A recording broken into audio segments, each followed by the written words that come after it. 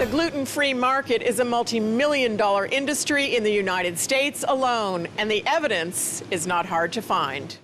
This gluten-free grocery store in San Francisco has literally thousands of products on the shelves, including gluten-free matzah and gluten-free gefilte fish. And this Bay Area couple uses no gluten at all in their kitchen.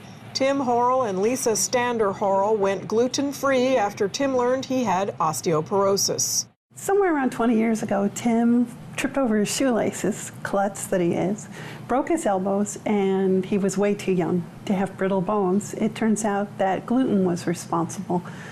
So we had to switch our kitchen over to gluten-free, and that was the easy part. Not leaving any recipe behind was the hard part.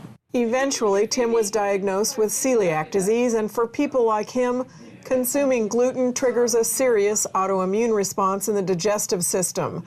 Gluten is a protein found in grains such as wheat, barley, and rye that gives dough its elasticity. When we ended up having to go gluten-free, what was available commercially at the time was stuff that would taste either like wet cardboard or fall apart like spooning beach sand into your mouth. Lisa and Tim missed the Jewish foods they had grown up eating, so they embarked on a 10-year journey to replicate each and every traditional Jewish family recipe they could find. Transforming them to gluten-free meant coming up with a formula that made them just as stretchy, just as snappy, like a pie crust, and just as delicious. Most of the family recipes had never been committed to paper in the first place, but Lisa says she knew how they should smell and how they should taste.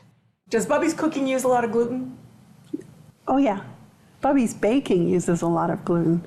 Bubby would make cakes, strudel, pies, tarts, everything you can imagine.